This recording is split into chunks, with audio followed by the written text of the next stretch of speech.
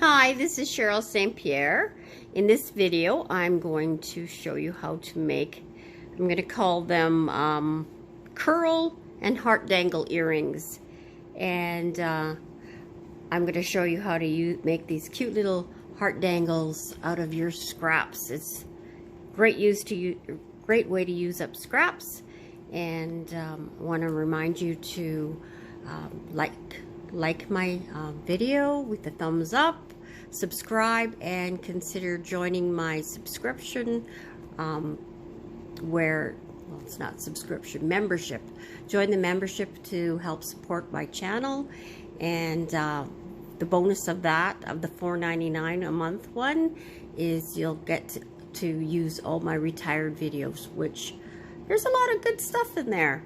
So consider doing that. I appreciate it. And let's get on with the show. So for supplies for these earrings, you're going to need your 10mm round beads. Try and stay in the center here. Your 6x4 rondelle crystals, your wires of choice, 20 gauge wire, which is 0.81 in metric, and I'm using 5-inch lengths for the earrings, and scraps for the little heart links.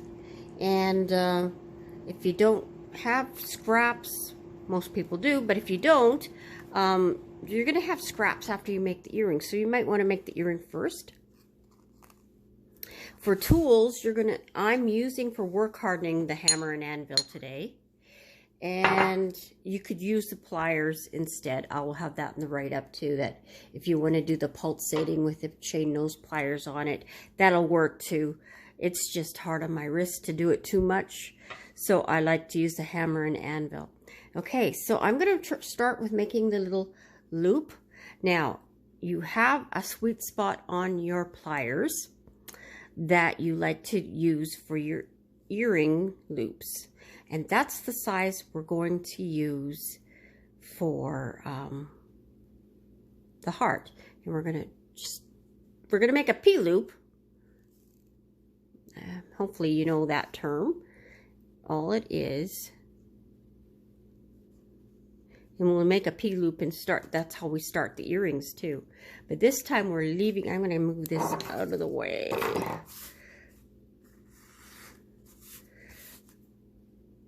So that's a P-loop, and you want it to be touching. And if it's not touching, then you just go make sure it is touching. Okay, now you need to take your chain nose pliers, and you will develop a sweet spot on here for making your hearts. So you have it at your sweet spot, and I've got it flush up against the loop, and now I'm going to bend it to make the bottom of the heart, and it's a tiny heart. So you don't want to be too far up on your pliers. If your pliers don't have a tiny point, it's going to be very close to your point. Okay, so we might have to tighten it up later. This might not be close enough, but that's okay. Now we want to take this exactly where, like that size, that same size, and we want to try and make your pliers level, because we want the top of the heart to be level. And we're going to bend it around. Whoops, I'm out of camera. Sorry. Okay, so we want that to be level. And if it's not, it's better to be too high than too low, because then you just keep rolling it down if you're too high. So I'm going to roll it down a tiny bit. No, I'm going to roll back up. Okay, so the goal is to have that level. And that's where you want to be right now. And I see that I don't like that corner right there, so I'm going to take my chain nose pliers and crisp it up a little bit. Okay, so it opened up the heart when I did that. So I need to bend it closed more, and it also raised this up. Isn't that funny how that little bit of a fix can change it. So I'm going to roll it down.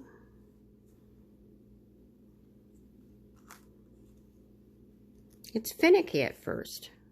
They're harder to make than they look. Okay. Oh, that's a tiny one. Super tiny. Super cute. So you're going to end up, you almost need to have a thing of drawers just for these hearts. But they're so handy to have to add on to just about any type of earring that you put a loop at the bottom of. And you can make it into a chain or a singular heart. In these earrings, we're just doing a singular heart. So if there's two ways of making it a chain. One is using just keeping all your hearts forward, and then you alternate which side you have the full loop. You just flip it around and alternate it, and have the jump ring in between. But you could also alternate like this with the heart. You can play with it. License, creative license. Okay, so I just flattened it, and that one is done. Bring it up closer. There's glare on my phone, so I can't even see if I'm in focus or not. Okay, and now I'm going to make a second one the same way, but I'm going to pause it while I do that. Okay, so I almost have the second one done, and I'm not sure if I really explained how I cut it off. So it looks like this before you cut it off, and I am taking my flush cutters and I'm lining up to the angle of that loop. So if you can see like this, and I snip it because we want it to try and touch, and I have the flush side against there too, so we have a crisper cut. And then you just, like a jump ring, you wiggle it in to touch or squish it flat. And there, the second one's done. And like I said, I lucked out and got mine pretty exact matching. And, well, I've made a few too, right? So, you're going to end up with piles. And I usually end up with piles too of different sizes. I'm not always this lucky. And then I pick the ones that are the same size to use. And like I said, you're going to have a drawer with different sizes. And you could have it that it's work hardened already or not work hardened already. Because you could just, when you have scraps, make a bunch of these and use up your scraps instead of having them sitting around. And you can make, you know, you can... I like making ear wires out of work hardened wire, but you can make ear wires out of your scraps too and work harden it with your hammer and anvil. I do that sometimes too. Okay, so that's done.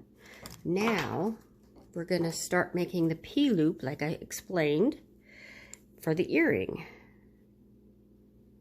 And exactly the same size. And this will be the bottom of the earring. But we don't want it to be a P-loop. We want it to be an I-loop. So I'm just putting my pliers back in, pushing this so that it's going to make that I. The loop usually opens up a little bit. Then you just go back and close it like that. And it's ready to put your beads on. So first, because this is the bottom of the earring, first you put your 10mm bead on, then your rondelle, and you're going to do the same for both earrings. But the next step, we're going to do mirroring. So we're doing a frontwards loop and then a backwards loop. And the frontwards loop is, well, first you got to size what to have. I'm choosing to have 3 wraps. And I am pushing it tight. And you want you want the loop at the bottom backwards and forwards, but if it's not, don't worry about it because it's easy to fix and it'll probably move on me anyway, so I will be fixing it. So I'm thinking that's going to be 3 wraps approximately. Okay. And bend it forwards. And now I'm putting the size that I want my loop, which is all of our loops are going to be the same size in this project. Okay, so I am doing the backwards one first. Frontwards then is normal, a normal loop where you wrap it around on this side. The backwards loop, you're just bringing the wire on this side. So I'm going to demonstrate that. I'm not going to demonstrate the regular one because it's basically the same process except for the wire is on the opposite side. Okay, so I'm going on this side and it feels awkward. And now you do your wraps. So that's all there's to it.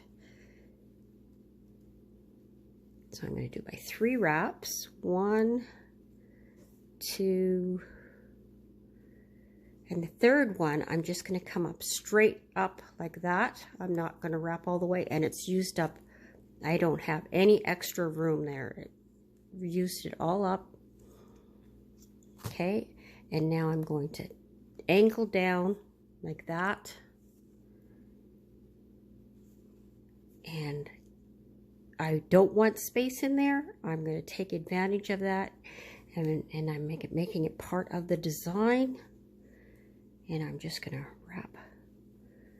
This is hard for me to do. I'm going to put my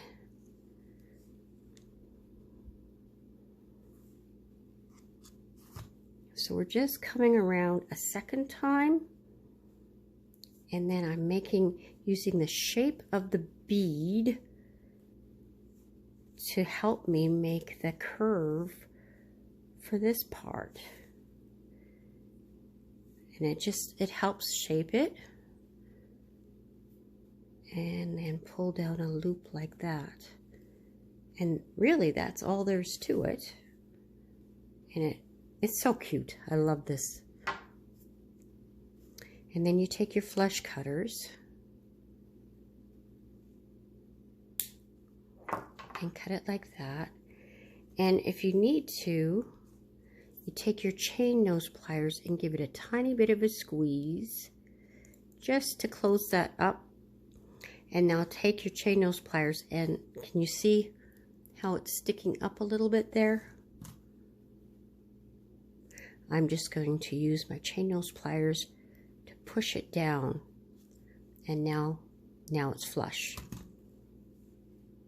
And that's done. And as you can see, this is crooked here. We're going to fix that. You want it, you know, this is facing this right.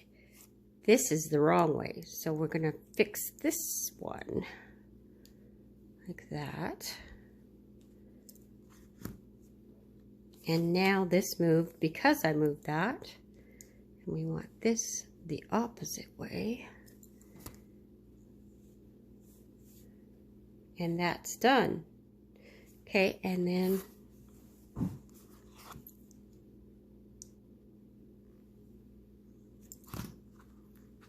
now we always put the link on the loop because it's the strongest. But before we do that, I forgot to work harden it. So we're going to do that right now. And I'm just going to tap it 15 times.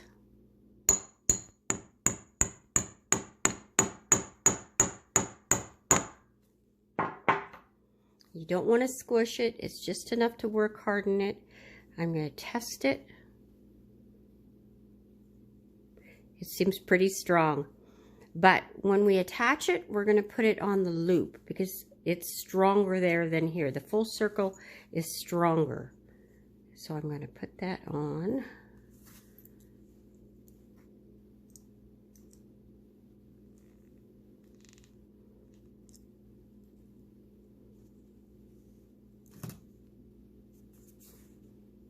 Can you see it against there better, or the white?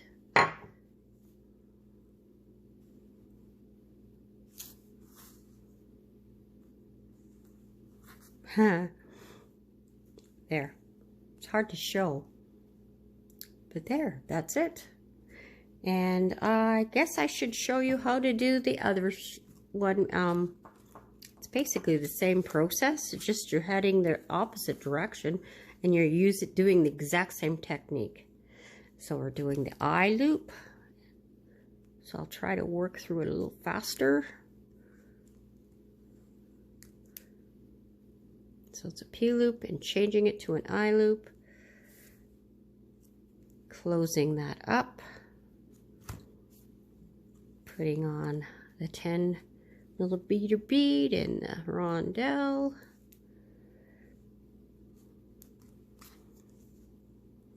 Judging the distance. It was a little bit more than halfway on my pliers. Yours might be different. Push it that way. Make my loop.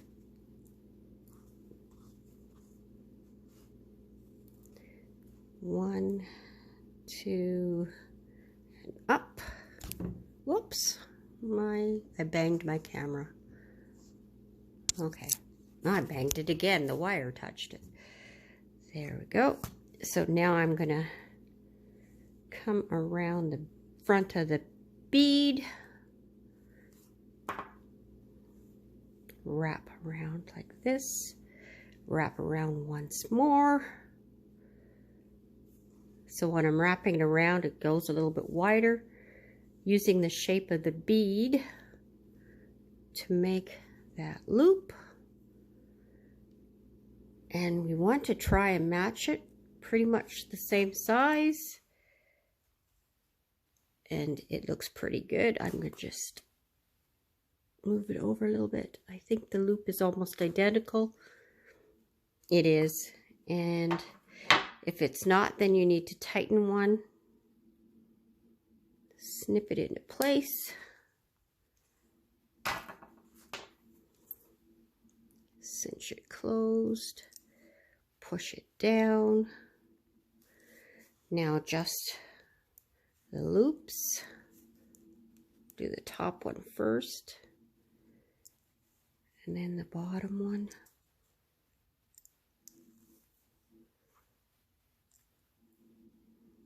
Okay.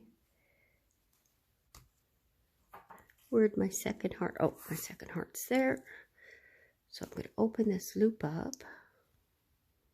Doesn't matter which way the opening for the loop is. It doesn't have an impact. And that one's done.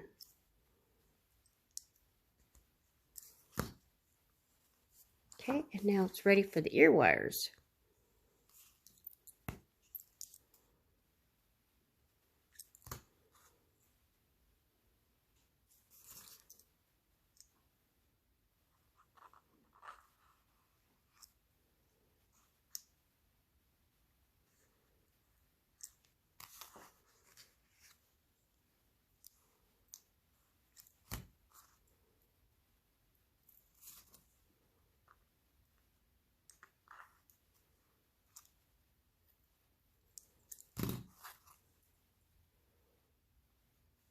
And they are done.